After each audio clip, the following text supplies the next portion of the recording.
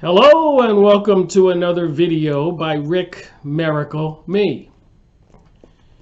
In 2013, September, I started a series, Freemasonry and Satanism book reviews. Because I had spent 10 years almost since I decided to become a researcher, reading books. I didn't think I qualified to render my opinion on any of these topics. WTH, what the heck is going on in the world since 2001 and before? I mean, how many of us really pay attention to this stuff, become experts on the Russians, the Chinese, the Khazarians, the Jewish people, the Mayans, the Hopis? Most people are just living their lives and really don't care. And if bad things are happening to other people, they tend to ignore it and look the other way. For better or for worse, that's the way most people behave. Apathy. They just don't care. They believe ignorance is bliss. But as a spiritual being born into humanity, is that conducive? Is that a positive way to think for soul growth? Why are we here? Are we here for soul growth, or are we just here by accident? Some people are convinced of the new teachings that they're soulless beings. There's no God. There's no demon devils. The people controlling the education system and the church system these days, news, media, TV, movies, all that stuff, radio, they really have everybody convinced that there's nothing more to life than being born and dying, and a lot of people are materialistic and want to get all they can and wind up with a house and a huge mortgage. And many people wind up divorced and separated from their children, getting illnesses, diseases, and out of the many wars, they go to wars, they fly in helicopters and jet planes and bomb people, and on the other side of that, there are people on the ground being bombed and droned, and it's just one crazy reality. So I decided to look into it and read books. After almost 10 years, I started making Freemasonry and Satanism book review videos. So from September 2013 until July 2019, almost 6 years, I was posting those videos on YouTube, and then with no strikes against me, YouTube canceled my account. I think I was getting too close to the truth about WTH, what the heck. So when they canceled my account in July 2019, I kind of took a break from making videos. I had no place to post them. I had to do some research on that. And I left off at series 274. You can see the page here.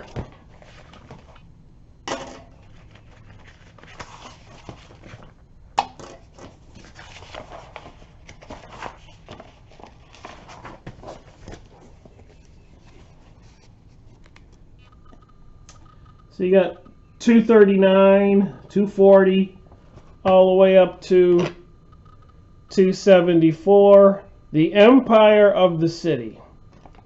So I guess the straw that broke the camel's back why YouTube canceled my account was the topics I was talking about. And apparently, you can get in trouble when you talk about Jewish people, Israel, and stuff like that. Does that mean I'm getting closer to the truth? So some of the videos before my channel got shut down: brainwashed into slavery, the bloody red streak, communism, the final secret of Pearl Harbor, Major Jordan's diaries, the nameless war, hidden history, Serbia's secret war, the enemy within the empire, weapons of mass destruction, unconditional hatred, the Anglo-American establishment, the Holy Bible, the Old Testament, Jeremiah, Doomsday, 1999, The Jewish State, The New History of the Jews, Penetration, History and Destiny of the Jews, The Destiny of Nations, Tempus Interludum, The Talmud Unmasked, a holy book for the Jewish people, The Messianic Idea in Judaism, The War on Terror, The High Priest of War, Encyclopedia of the World's Religion, The Secret of Shambhala, Other Losses, 200 Years Together, A One World Order, Hidden Secrets of the Eastern Star, The Huna, the religion over there in Hawaii, The Great Controversy, The Plot Against Christianity, IBM and the Holocaust, Children of the Light, Out-of-Body Experiences, Karl Marx, Frederick Engels, The Communist Manifesto, Benjamin Friedman, and Samuel Udemeyer, The Empire of the City. So I left off at 274. This video is going to be 275. And I did read this book in its entirety. Flavius Josephus, The Great Roman Jewish War.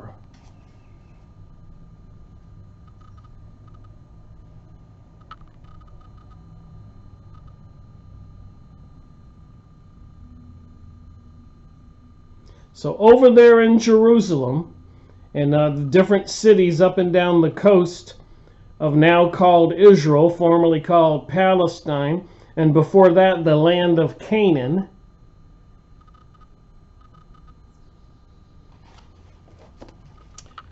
let me read from the back of this book.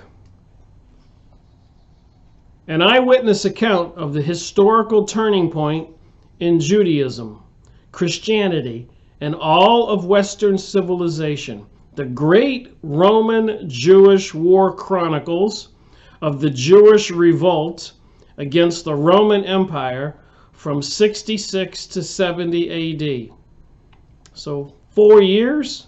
The author was a leader among the Jewish resistance in Roman-occupied Judea during the 1st century. Roman-occupied Judea during the 1st century. So the country was known as Judea, and the so-called Jewish kingdom, the word Jew didn't exist. So the Hebrews, they were divided into different cults that did not agree with each other, and they had half a dozen kingdoms. Okay, so anyways, Flavius Josephus was a resistance Jewish person until he switched sides and collaborated with Rome, becoming an adopted member of the imperial family, assuming the name Flavius Josephus. So this guy was a Hebrew, and he was a part of the Jewish resistance, Hebrew resistance. And then he joined with the Romans. For centuries, Flavius Josephus' histories of the tumultuous era that saw the collapse of the Jewish independence and the rise of Christianity were more widely read in Europe than any other book other than the Bible. So 2,000 years ago, there was a great Roman Jewish war, and Christianity rose. And 2,000 years later now, and for the past 50, 60, 70 years, there has been a trend towards destroying Christianity, and the rise of Zionism, Israel, the Jewish people, after 2,000 years of a diaspora being dispersed all over the world. So this is a 2,000-year battle. It appears that through the banking system and secret societies, and these people whose religion is the Kabbalah, which in my book, and they even have it, is magic and witchcraft, and they even have books called the Kabbalah Mysticism and Kabbalah Magic, Kabbalah, the way of the Jewish mystic. So the two words, Jewish mystic. So if you believe in magic and you're summoning these beings, are you summoning good beings or evil beings? And a lot of rabbis teach the Jewish people that we are the people of the serpent. And of course, the serpent would be Satan. And Satanism would be witchcraft. Witchcraft is similar, and the names of the books, to the Kabbalah, which is where the Talmud came from, the most holy book of the Jewish people, and the Zohar, and the teachings in those books are quite horrific. A lot of people have written books on that. I've made book reviews on that. So I was reading this book about those many years of the war, and I can tell you, the Roman Empire managed to civilize the Northwest, Britain and Germany and those countries. It had a lot of battles, but apparently they created a civilization. The Roman Empire managed to civilize other parts of the area, Germany and South Italy and France and Spain and other areas, North Africa, spreading Christianity 2,000 years ago, 1,800 years ago, 1,700 years ago. But there was one place that stood in their way, that managed to be a huge obstacle and a thorn in the side of Rome, and that was the Kingdom of Judea. The Hebrews back then did not absolutely want to be controlled or taxed or anybody interfere with their religious beliefs. And apparently, throughout the past 2,000 years, the typical type of employment that the Jewish people got was bankers and brokers and tax collectors working for kings and other authorities. They felt, generally speaking, it was beneath them to have to do any manual labor, farming, manufacturing. Other people did that. They wanted to be the brokers. So they were in serious competition with the elite for elitism. And they also intermarried with the kings and queens and dukes and princesses and barons, so that eventually they were interbred with the royal families and became part of the royal families, apparently carrying along with them the Kabbalah, mystic, witchcraft, pagan, Gnostic type of religion that they couldn't publish in books because people would find out the truth. So it was anybody who would expose what was in those Kabbalah books, Talmud books, would be sentenced to death by the Jewish people for doing so. Just like the secret societies like Freemasons. You have to swear an oath of allegiance and an oath that if you divulge in anything, you realize you're going to be viciously murdered. And a lot of the secret societies they're teaching, and it doesn't surprise me if they're into Satanism and demons and Moloch and Baal and Lucifer and these evil spiritual entities that they control or contact or have rituals and sacrifice human beings to get favors from these invisible spiritual entities. I know that's a lot to say. So it was, the book is called The Great Roman Jewish War, and I did read every single page. Here's page 439, and you can tell, going back to the back here, page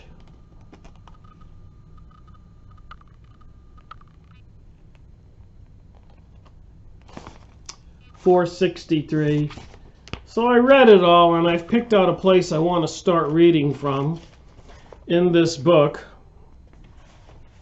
chapter 8. And to sum it up, after reading this book, A lot of people who lived over there in that part of the Middle East 2,000 years ago, they didn't necessarily desire to not be civilized and become part of the world. But there were a lot of the leaders of the Hebrew peoples and their particular religions that forced them to stick together, and even slaughtered many of them who tried to be civilized and join the world with Rome and Britain and Germany and all the other nations of the world. There were some very obstinate Hebrews who just refused to join the rest of the world. And according to my research, and I believe a lot of people are aware of this, even today it is highly forbidden in most cases for the so-called Jewish people to intermarry with, let's say, a Christian, or even an Arab, a Muslim, an Islamic, or a Buddhist, or a Hindu. Right now, if you immigrate to Israel and you're Jewish, you have to have your background check to make sure there's no other blood inside of you. It's a big political issue over there. So they want a pure Jewish race. And throughout the past couple thousand years, even though they lived among the communities all over the world, they generally kept to themselves. They didn't want their children in other people's schools, Christian schools, other religions' schools. They had their own schools. So I want to read from this and maybe share a little enlightenment onto these people and the ongoing battle for 2,000 years. And interestingly enough, 1,000 years before that, 3,000 years, is when apparently the Hebrews back then were prisoners, slaves in Egypt, or were they? And Moses, as prophesied, came along and led them out of captivity. And they had the different plagues and disasters, apparently created by God, magic powers. And when they finally got out across the Red Sea, I think it is, the waters parted, the seas just parted apart, and they got to the other side. And apparently the bright light God said that he was going to give them the land of Canaan, now called Israel and Palestine, although the Palestine portion of the land is slowly shrinking, and even President Donald Trump recently signed some executive orders or treaty pretty much throwing all his weight in with the Zionist Israelis. And again, they still think that they are unique and separate from the rest of the world and do not want to dilute their race purity. And in the meantime, these are the same people who are controlling the pursuit of a global world order, and they want everybody else to mix together. And this New Age philosophy, even pansexualism, and do as thou wilt, destroy Christianity, obviously destroying the Islamic Middle East, and North Africa, Africa, and controlling China and India and Brazil and Argentina and Canada and the countries all over the world. 2 world wars to destroy the opposition of Germany. 2,000 years, 3,000 years, these people, and apparently, if you believe that they are in league with the Luciferic satanic forces, evil demons, Moloch and Baal, which is all in the Bible, then I suppose we can understand why there would be opposition, and peoples all over the world could not live peacefully with them, because eventually, the dead bodies of sacrificed people became one too many, and the citizens in Britain or in Spain or in France or in Italy or in Germany, etc., would get their pitchforks and run these people out of the town. They didn't like the sacrificing of the children. They didn't like the usury, controlling the money, charging interest, usually winding up owning everything, and everybody else being reduced to poverty. Finally, people got mad. Everywhere, no matter where you read about this for the past couple thousand years. But a lot of this is common knowledge, but you can't talk about it because you'll be accused of being an anti-Semite. Oddly enough, a Semite is the people from Iran to Pakistan to Palestine and Egypt. A Semite is an Arab, North Africa. It's a type of people, not white people like Aryan people, but the brown people are Semites. So it's not a matter of just hating Jewish people. If you're an anti-Semite, you'd have to just hate a third of the world because they're brown people. And I think that's ludicrous for anybody to be like that. And to be like somebody saying, oh, I just hate Asians, or I hate Hawaiians, or I hate Mayans, or Brazilians, or Peruvians, or Eskimos, or Aborigines in Australia. It's ludicrous, and that would be, in my opinion, absolutely wrong to hate any group of people. But now there's the but of the whole thing. If people are in league with the devil, Satan, Lucifer, who's bent on destroying humanity and dominating the souls of men, should we want to go along with that? And of course the answer to me is, heck no, I don't want to go along and worship the devil and Lucifer. So these particular so-called Jewish people, because the word Jew wasn't invented to the 1700s, they were people from Hebrews from Judea until about 1,400 years ago, 1,300 years ago, when the entire landmass, a good portion of Russia and even just east of Germany and north of there and south of there to the Mediterranean, an area the size of the United States, including the Ukraine and Georgia, Belarus. Anyways, it was a huge area between Russia and Germany and south down to the Mediterranean, was a country or an area known as Khazaria by the Khazars. So 1,300 years ago, the Khazars, the king, wanted to civilize his people, so he had to choose between Muhammad's Islamic religion, Jesus's Christian religion, or the Hebrew religion. And when he found out that the Hebrews were God's chosen people, this barbaric king of the Khazars opted to have his whole nation become a Jewish people, and particularly apparently the Kabbalah type Jewish people, which even in the Encyclopedia Judaica published in 1973, it says the Kabbalah, it has been historically the religious beliefs of the Jews, and the Kabbalah, no mistake about it, you can look it up, is the way of the Jewish mystic, and you can call a mystic a witch if you want to, and apparently the symbols are Satanism, and some rabbis teach the Jewish people that they are of the people of the serpent. So I guess what you have to say, if you're not pleased with the goings-on and the global world order and all these wars and murder and theft and economic destruction, deceivery, and pansexualism, sex with anything, and no 10 commandments, no laws, no rules, that's Satan's way, Lucifer's way. If you don't mind that and you want to join that and join the devil, I guess that's people's choice.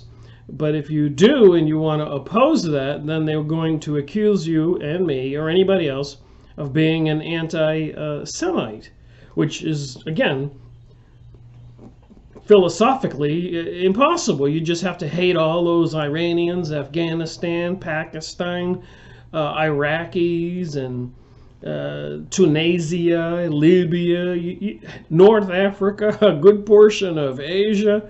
And again, I don't believe that's the human tendency of humanity. And throughout history, there have been dealings with the Asians and the South Americans and North Americans and the Germans and the British and the Russians, and nobody hated whole continents full of people, Africans. But there were groups of people that were instigators, even in the trade industry and the banking industry, bringing us wars. And apparently, if you want to sum it up, they were into Satanism, the Kabbalah. Let me get to the book. And I did read this book, almost 500 pages. And I got to tell you, it's a horrible read.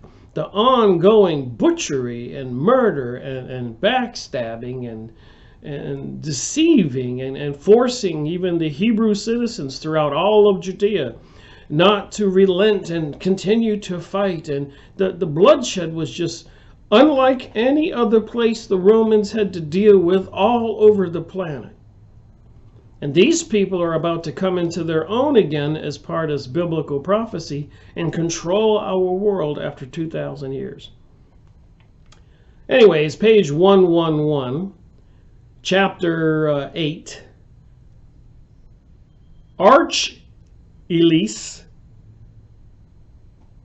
Anarchary, I guess it's a city, is reduced into a Roman province. The sedition of Judas of Galilee, the three sect of the Jews. So I want to say, see, the reason they have to call them Jews is because they can't call them Hebrews. The Hebrews would have been the Semitics, the Arabs living in that area, from Egypt to Afghanistan and Syria and Saudi Arabia. And in those different groups, there were Arabs and there were Hebrews and there were other types of groups of people. But today's Jews also include that country of Khazaria, almost the size of the United States, that converted to this Kabbalah cult, the Hebrews, religion, 1,300 years ago, 1,200 years ago. So you can't call them Hebrews because those white people up there north of the Mediterranean, in Khazaria, next door to the Mongols, and Genghis Khan, of course, ravaged all over Asia and Europe, killing and slaughtering untold amounts of people. Apparently these Khazarians, were related to the Mongols, which was north of China. So it's kind of in my opinion, it's kind of a mixture of the Asian and the white people who were the Khazars. Anyways, they weren't Hebrews, but they adopted the Jewish religion. So how can you say Hebrew and not include the Khazars? So they had to create the word Jews, which included the Hebrews, Shepherdetics, and the Khazars, the Akhenates. FYI. So that's why they probably created the word Jew, because they had to make it all-inclusive of the, in my opinion, for simplicity and understanding, the witchcraft Jewish mystics and the Kabbalah being their teaching, where they were interacting with invisible demons and fallen angels and beings. That's a lot to say. And now Archelaus, part of Judea, was reduced into a province, and Corpius, one of the equestrians order, the Roman soldiers who were in the groups that rode horses, equestrian. Some words I have a speech problem with. And it's funny because I can speak a little Spanish and French and Vietnamese, and those consonants and vowels just flow out freely when I speak. But when I say some English words, equestrian, it just doesn't come out quite right. But we know who they are. These are the platoons of soldiers who rode horses. Was sent as a procurator. So he was sent in there as the manager, having the power of life and death put into his hands by Caesar. So part of Judea, this particular town, became another province under Caesar, and he having sent over there somebody to manage the affairs, having the power of life and death. I guess we get the picture here. And under his administration was a certain Galilean, whose name was Judas, prevailed with his countrymen to revolt. So Judas was prevailing with the other Hebrews to revolt against the Roman occupation, and said they were cowards if they would endure to pay a tax. So Judas is telling his fellow Hebrews that you're cowards if you continue to pay the Roman taxes, and would after God submit to mortal man as their lords. This man was a teacher of a particular sect of his own, and was not at all like the rest of those of their leaders.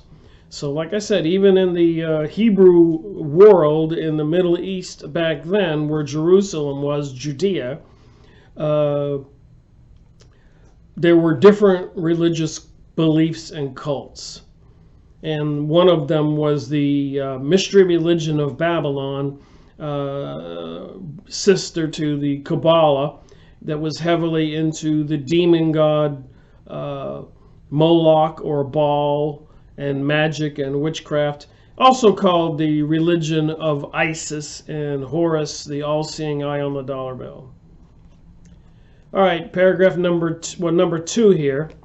For there are 3 philosophical sects among the Jews. So 3 types of religious beliefs among the Jews. But again, it should say Hebrews, and this is 100 years later is when the Khazars adopted Judaism. So it should say Hebrews. The followers of the first are which the Pharisees, and the Pharisees were the priests in charge of King Solomon's temple, the lawgivers. And the second was the Sadducees, saying these words wrong, Sadducees. And the third, which pretends to be a severe discipline, are called the Essenes. So you had 3 different kinds of religions, generally speaking. You had the Pharisees, the Sadducees, and the Essenes. And they all had their own philosophies and beliefs.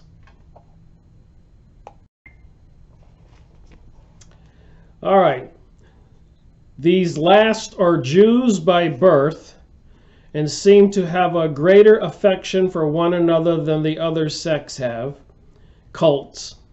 These Essenes reject pleasure as an evil, but esteem continence and a conquest over their passions to be virtue. They neglect wedlock, but choose out other persons' children while they are pliable and fit for learning. So they want to try to get other people's children to join their cult while they're open-minded as youngsters and fit for learning.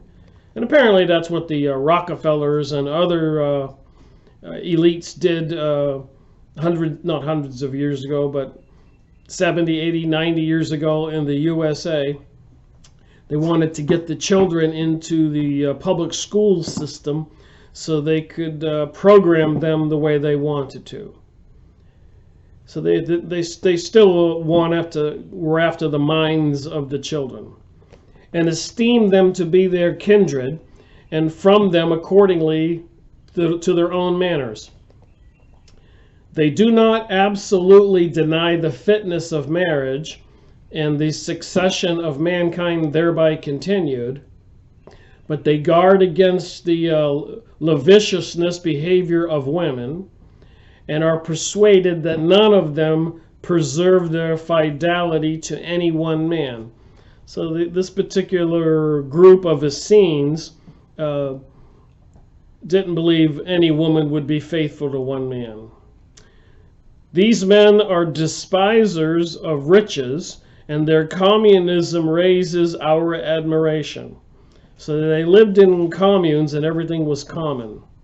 Nor is there anything to be found among them who hath more than another, and for it is a law among them that those who come to them must let what they have be common to the whole order, insomuch that among them all there is no appearance of poverty or excess of riches, but everyone's possessions are intermingled with everyone's possessions, so there is, as it were, one patrimony among all brethren. They think that oil is a defilement, and if any one of them be anointed without his own appropriation, it is to be wiped off his body, for they think to be unwashed is a good thing. Interesting beliefs, as they do also to be clothed in white garments.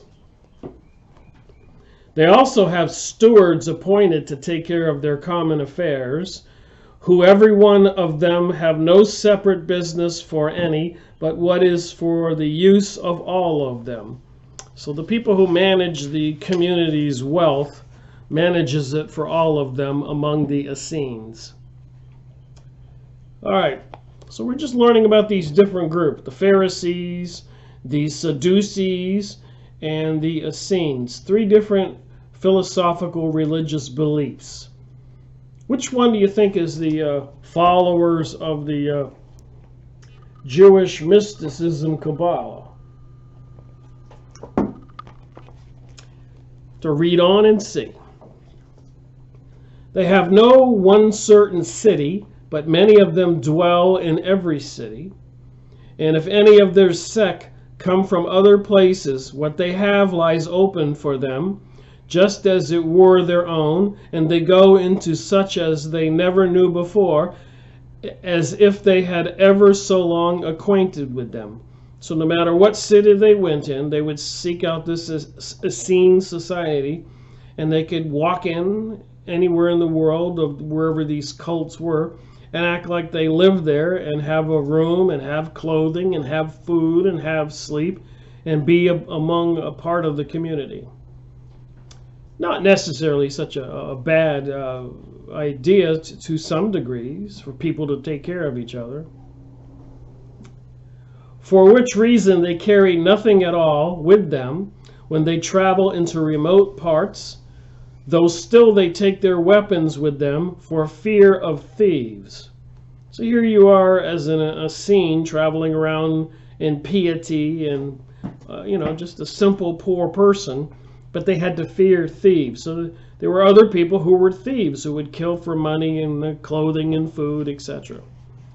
Accordingly, there is in every city where they live one appointed particularly to take care of strangers and to provide garments and other necessities for them. But the habit of management of their bodies is such as children use who are in fear of their masters. Nor do they allow of any change of garments or of shoes till they be first torn to pieces and worn out by time. So you couldn't get a new pair of shoes until your shoes literally fell off your feet and you couldn't get them back on your feet or your shirt or other garments. Nor do they either buy or sell anything to one another, but every one of them gives what he hath to him that wanteth, and receives from him again in lien of it what may be convenient for himself. So if any one of them wanted something one of the other Essenes has, they would give it to him. And if that one wanted anything the other fellow had or whatever, they would give it to him. They are fully allowed to take what they want of whomsoever they please. Number 5. And as for their piety towards God, it is very extraordinary. For before sunrising they speak not a word about profane matters, but put up certain prayers which they have received from their forefathers, as if they made supplication for its rising. After this, every one of them are sent away by their curators to exercise some of those arts wherein they are skilled, in which they labor with great diligence till the 5th hour. So there's cults like that apparently throughout history, that they go out there in the community and work and make money and bring it back to the commune, the community. After which they assemble themselves together into one place, when they have clothed themselves in white veils, then they bathe their bodies in cold water. And after this purification is over, they meet together in an apartment of their own, into which it is not permitted to any other sect to enter, while they go after a pure manner into the dining room, as into certain holy temple, quietly set themselves down, upon which a baker lays them loaves in order. The cook also brings them a single plate of one sort of food, and sets it before every one of them. But a priest says grace before meat, and it is unlawful for anyone to taste of the food before grace is said. The same priest, when he hath dined, says grace again after meat, and when they begin and when they end, they praise God as he that bestowed their food upon them, after which they lay aside their white garments as though they were sacred, and betake themselves to their labors again till the evening. Then they return home to supper after the same manner, and if there be any strangers there, they sit down with them. Nor is there any clamor or disturbance to pollute their house, but they give everyone to leave to speak in their turn, which silence thus kept in their house appears to foreigners like some tremendous mystery, the cause of which is a perpetual sobriety they exercise, and the same settled measure of meat and drink that is allotted them. So a very pious group of people, these Essenes, with these beliefs that everything is shared like a commune or communism, that such it is abundantly sufficient for them. And truly, as for other things, they do nothing but according to the injunction of their curators. Only these two things are done among them at everyone's own free will, which are to assist those who want it and to show mercy. For they are permitted of their own accord to afford succor to such as deserve it when they stand in need of it, and to bestow food on those who are in distress. But they cannot give anything to their kindred without their curators. They despise their anger after a just manner, and restrain their passion. They are eminent for fidelity. They are the ministers of peace. Whatsoever they say also is firmer than an oath, but swearing is avoided by them, and they esteem it worse than perjury, for they say that he who cannot be believed without swearing by God is already condemned. They also take great pains in studying the writings of the ancients. Choose out of them what is most for the advantage of their soul and body. So they take great pains in studying the ancient writings, and they choose from them that are most advantage for their soul or body. They inquire after such roots and medicinal stones that may cure their distempers. But now if anyone hath a mind to come over to their sect, he is not immediately admitted. So I'm going to just skip past some of this. So if you wanted to join their sect, you have to live in piety for a couple years to be able to be admitted as one of them. So I'm jumping ahead down here and bypassing all the difficulties somebody has to go through to be part of the sect. He who, moreover, he swears to communicate their doctrines to no one otherwise than as he, next page, receives them himself, and that he will abstain from robbery and will equally preserve the books belonging to their sect. And here's where it's quite interesting, all this reading and listening, just to get to this one sentence. They had to keep everything secret that they learned and they studied. And the names of angels were messengers.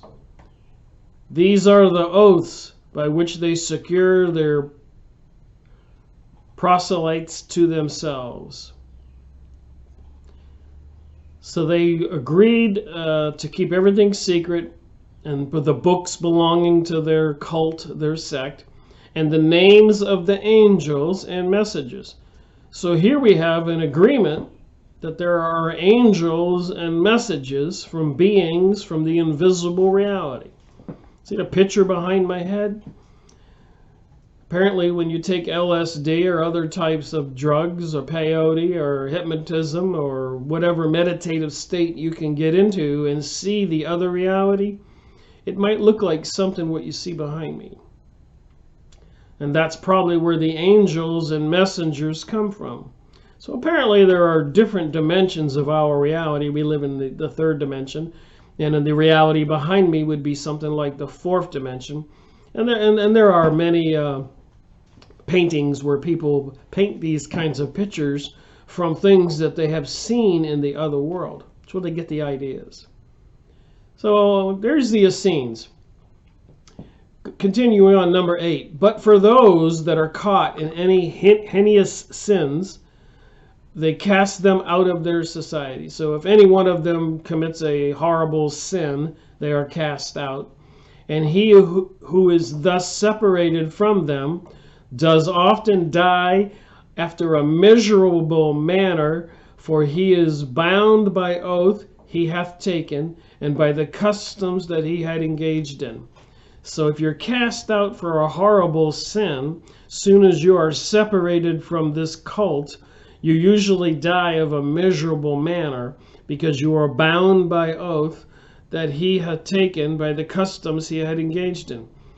He is not at liberty to partake of that food that he meets with elsewhere, but he is forced to eat grass and let his body famish with hunger till he perish, for which reason they receive many of them again when they are on their last gasp, out of compassion for them, as thinking the miseries they have endured till they came to the very brink of death to be sufficient punishment for the sins they had been guilty of. One of the three major sects, cults, over there 2,000 years ago in the Palestine area, land of Canaan, then called Judea, and now called Israel.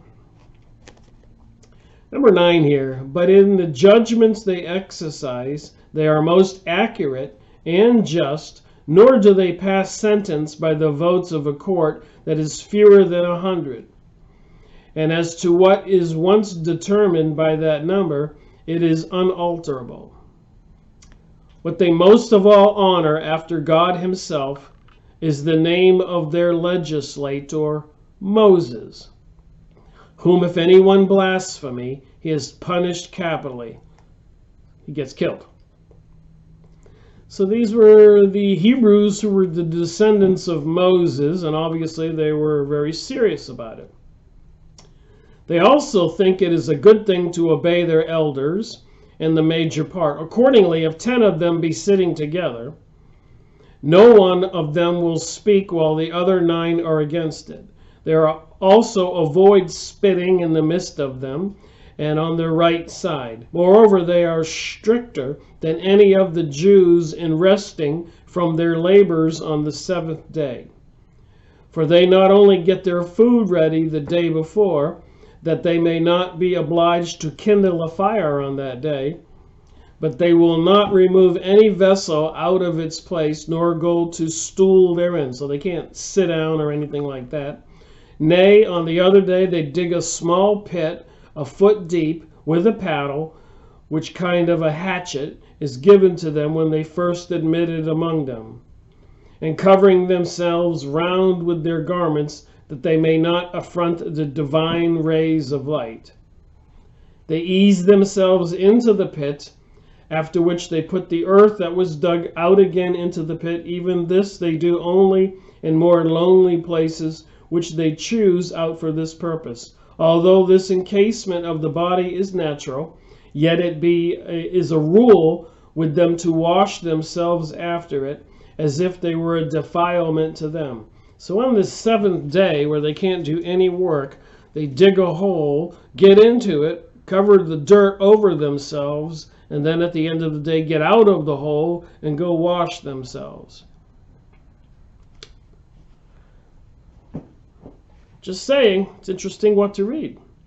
Now, after the time of their perpetual trial is over, they are parted into 4 classes, so far as the juniors inferiors to the seniors, and that if the seniors should be touched by the juniors, they must wash themselves. So the seniors part from the juniors, and if the junior were to touch a senior, they have to wash it off, as if they had been intermixed themselves with the company of a foreigner. They are long-lived also, insomuch that many of them live 100 years, by means of the simplicity of their diet, nay, as I think, by means of a regular course of life they also observe.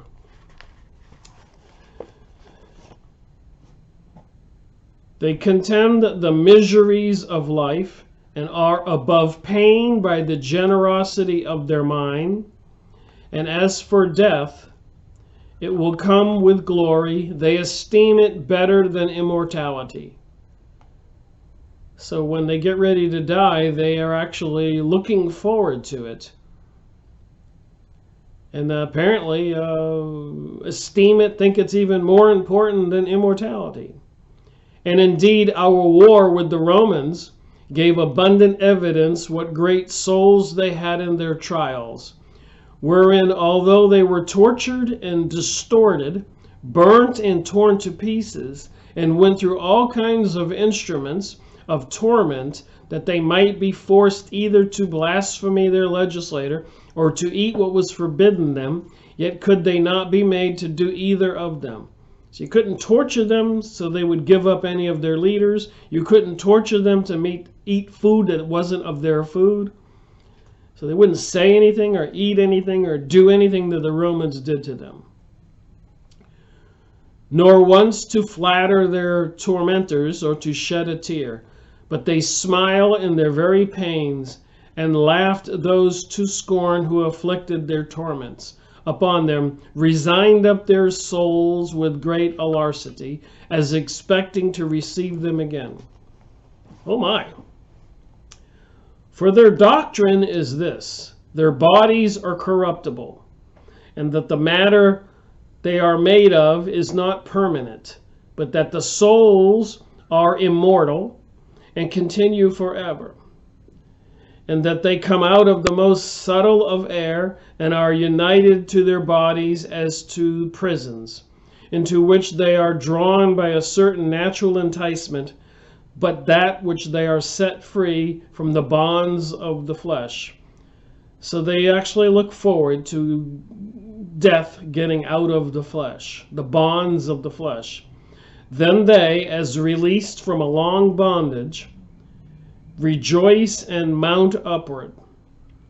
And this is the like opinions of the Greeks. So apparently this was a similar philosophy of the Greeks, these Essenes, that good souls have their habitations beyond the ocean, in a region that is neither oppressed with storms of rain or snow or with intense heat, but that this place is such as is refreshed by the gentle breathing of a west wind, that is perpetually blowing from the ocean, while they allot to bad souls a dark and tempestuous den full of the never-ceasing punishments. Well, did you hear that? So good people would wind up in this heavenly, blissful, wonderful place, and bad people would wind up in a never-ceasing punishment after death. And indeed, the Greeks seem to me to have followed the same notion when they allot the islands of the blessed to their brave men, whom they call heroes and demigods, and to the souls of the wicked, the region of the ungodly in Hades, where their fables relate that certain persons, such as Syphilis and Tantalus and Exion and Titus, are punished, which is built on this first supposition, that souls are immortal, and thence those exhortations to virtue and dissertations from wickedness collected, whereby good men are bettered in the conduct of their life by the hope that they're to have a reward after their death, and whereby the vehement inclinations of bad men to vice are restrained. So it's quite clear here. It does matter what we do in this life, to be good people, to love one another as Jesus taught. I'm throwing this in. And to do the evil killing and murdering as our leaders do and the secret societies do. And a lot of these people who acquire millions and billions of dollars at the expense of others, this is probably their future reward, eternal punishment. So it seems. You read this thing and you think, because a lot of people don't know what to believe. But these are the Essenes. Remember, there were three different sects, cults of these people. By the fear and expectations they are in, that although they should lie concealed in this life, they should suffer immortal punishment after their death. These are the divine doctrines of the Essenes above the soul, which lay an unavoidable bait for such as have once had a taste of their philosophy. There are also those among them who undertake to foretell things to come by reading the holy book. So reading the holy books gave them the ability to prophesize, see into the future. Using several sorts of purifications, being perpetually conversant with the discourse of the prophets, and it is but seldom that they miss their predictions. So communicating with that spiritual world, the heavenly world, being a pious, simple person, and spending your whole life helping those in need, these are the Essenes. Number 13, there is another order of Essenes who agree with the rest as to their way of living, customs, and laws, but differ to them in point of marriage, as thinking that not by marrying they cut off the principal part of human life, which is the prospect of succession, nay, rather that if all men should be of the same opinion, the whole rest of mankind would fail. So apparently, even in the Essenes, there were different orders, different cults, different groups, and some of them were not opposed to marriage. However, they try their spouses for 3 years. So before they marry anybody, they have to test them or make sure they're going to abide by the rules, just like an apprentice that joins the Essenes. If they find that they have a natural purgations thrice, so if they have natural desires for sin 3 times, as trials, that they are likely to be fruitful, then they actually marry them. So if they seem to have natural tendencies to be loyal to their husbands, they marry them. But they do not use to accompany with their wives when they are with the child, as a demonstration that they do not marry out of regard for pleasure, but out of forsake of posterity. Now the women go into the baths with some of their garments on, as the men do, somewhat girdled about them. And these are the customs of this order of the Essenes. Number 14. But then as to 2 other orders as mentioned, first mentioned, the Pharisees, so we talked about Essenes, and the other 2 orders we first mentioned in this book. This is page 116, by the way.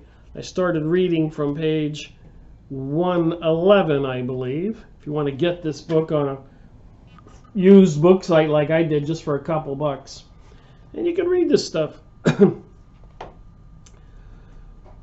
All right, so you have the Pharisees, and those who are esteemed most skillful in the exact excitation of their laws, and are regarded the first sect. The Pharisees, who were in charge of King Solomon's temple. These ascribe all to faith, providence, and to God, yet allow that to act as is right, or the contrary, is principally in the power of men, although fate does not cooperate in every action. They say that all souls are incorruptible. These are the Pharisees. But that the souls of good men only are removed into their bodies, and that the souls of bad men are subject to eternal punishment. So that's the Pharisees. Then you have the Sadducees, that are those that compose the second order and take away faith entirely, and suppose that God is not concerned in our doing and not doing what is evil. So the Sadducees say that God doesn't care whether we do good or evil. They say that to act what is good or what is evil is at men's own choice, and that the one or the other belongs so to everyone that they may act as they please. So you got the Essenes thinking you go to a heavenly world if you're good, and you go to hell if you're bad, a place of eternal punishment. You got the Pharisees, who are most skillful in the exactation of their laws regarding the first sect.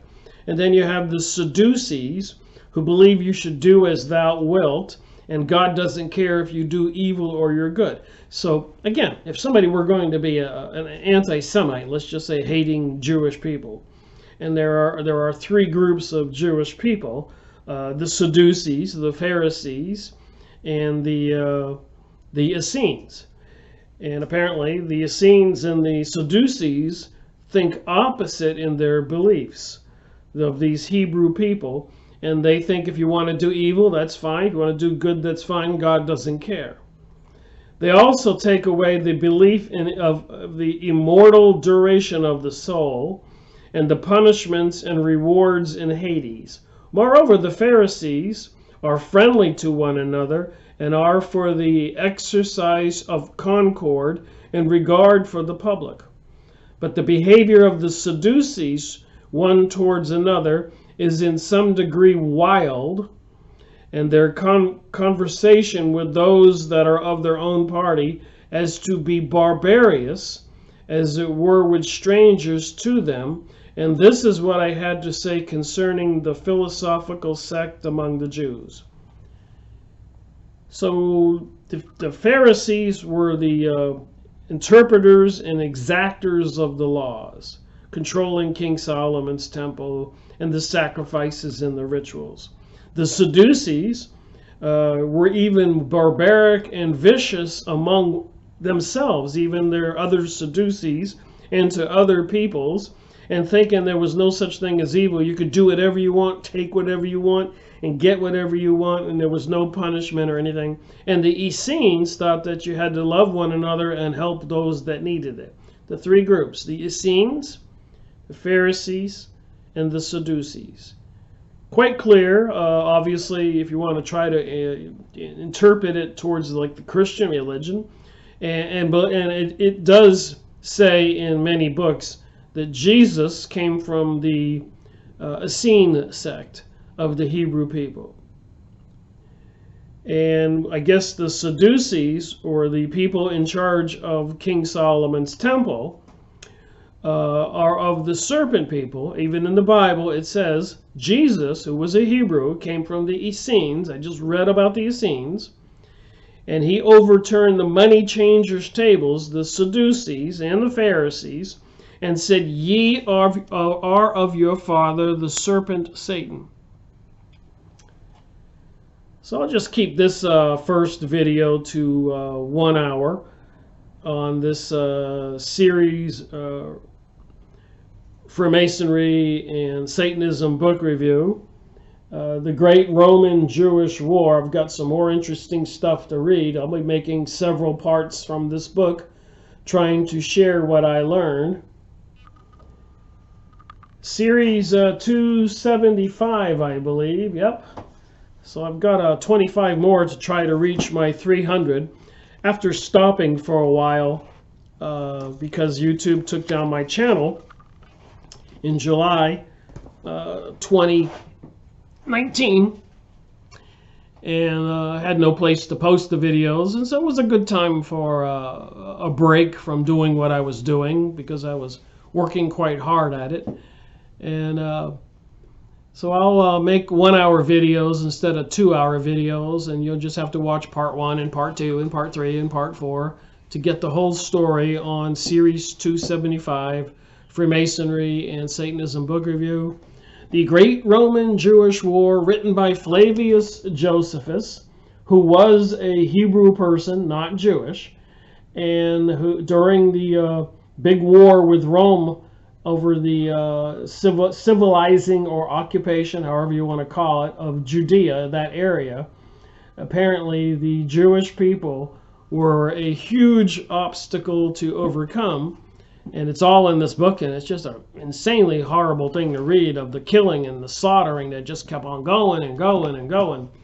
And so who were they? Obviously didn't get all that opposition, it seems to me, from the Essenes.